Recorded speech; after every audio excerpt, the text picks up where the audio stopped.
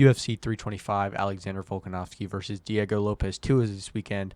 I'm going to be going through the card, starting with the prelims, ending with the main event, giving my prediction and breakdown of everything that's going to happen. And we're not doing early prelims this time because who cares about all the road to the UFC fighters? Let's get into it. Kicking off the prelims, we have Jonathan Mikhailov versus Oban Elliott, and I have Oban Elliott by decision. If I'm Oban's coach going into this fight, I'm telling him we're staying on the feet. Might threaten a few level changes here and there, but I think his strength in this fight is his volume and his cardio. I think he's too quick for Mikhailov, and I think that he'll be able to outpace him, outpressure him. Mikhailov does do a good job of throwing body kicks to keep people away and keep him a distance, but I think Oban's going to be too quick for that. I think if he stays on the feet and wins with volume, more significant strikes, I think he'll get up on the scorecards early. And I don't see Mikhailov being able to finish him, especially on the ground. When that's Oban's strong point. But yeah, I think if Oban keeps this on the feet, pushes the pace, out cardios him, moves in and out of the pocket quickly, I think that he definitely has a chance of winning this. So Oban Elliott by decision. Next up on the prelims, we got Jacob Malkoun versus Torres Finney, and I have Torres Finney by decision. I know he's a little bit shorter than Jacob, but I think that he's a little bit bigger. You know what I mean? Just look at him; he looks a lot bigger than Jacob does. I think he's going to win with control time and dominant position. To get to the judges and see what happens. It's a 3-round fight, so I think he gets up early with dominant position, and he takes the first 2 rounds.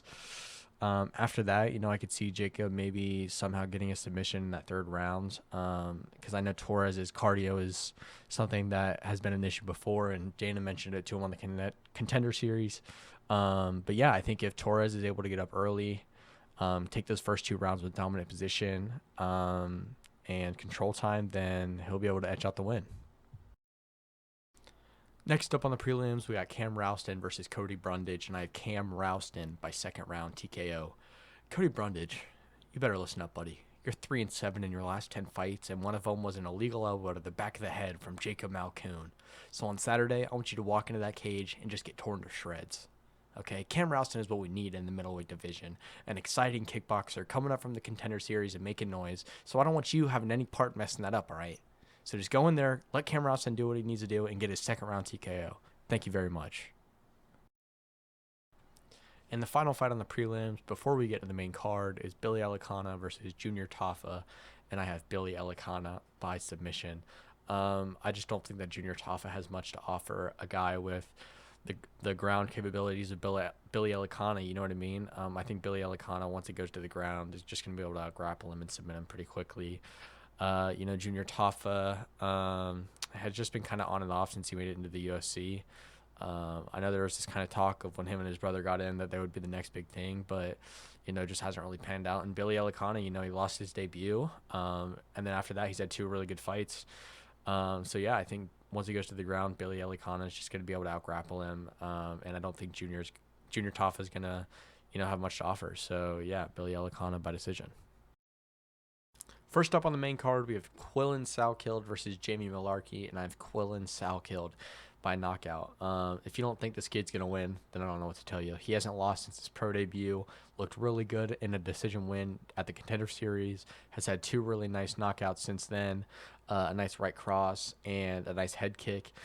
Jamie Malarkey hasn't had a finish since 2021, so 5 years. So if you don't think Quillan isn't going to win, I don't know what to tell you. This kid has really good striking, really good grappling. The way he's able to switch in between the two, mix in wrestling, and just adapt on the fly is really good. He has really good fight IQ, and I think he's just going to be too much for Jamie Malarkey to handle. He's too quick, too explosive. His fight IQ is too high. He's just really good at being able to switch up all the different styles of fighting. And yeah, I think Quillan Salkeld's going to knock him out. Next up on the main card, we have Tai Tuivasa versus Talentin Teixeira, and I have Talentin Teixeira by knockout. This dude's a beast. He's 6'7", 83-inch reach. Tai Tuivasa is a lot smaller, 6'2", 75-inch reach. There's a massive height advantage here, a massive power advantage. Talentin Teixeira has lost 1 time to the Black Beast. You know what I'm saying? So Talenton Teixeira has that dog in him. Tai Tuivasa hasn't been the same since that Cyril Gane fight. You know, he started off well in the early rounds. First round, he was really using the leg kicks and trying to outmove Cyril, you know, move in and out of his range, you know, because Cyril is bigger, got more power. And I'd like to see him implement that same strategy into this fight. You know, I think go back to the leg kicks. Keep him out of your range because he's so big and so powerful that if you're able to move around him and just eat up those legs, then maybe something else could happen after this 5-fight losing streak. Now listen, I love Bam Bam, but I'm pointing out the obvious here. You know what I'm saying? Talenton Teixeira is nasty, and he has been since his Contender Series debut. So yeah, Talenton Teixeira, as much as I hate to say it, is gonna knock out Bam Bam. The second to last fight on the main card, we have Dan Hooker versus Benoit Saint Denis, and Benoit Saint Denis is gonna submit Dan Hooker in the first or second round. All right, I'm sorry. Listen, I know Dan Hooker is gritty, whatever. He might be tough, has good striking, whatever. He stands no chance against Benoit Saint Denis. I don't care what we're talking about here. Benoit Saint Denis, his grappling is too good. His submissions are too good. Dan Hooker, he's tough. I get it. But it's going to be the story with the arm on one. He's going to get him down. He's going to get submitted. Yeah, this is not going to be a close fight, and Dan Hooker stands no chance. So, yeah, Benoit Saint Denis by submission. And now, the main event. Listen up.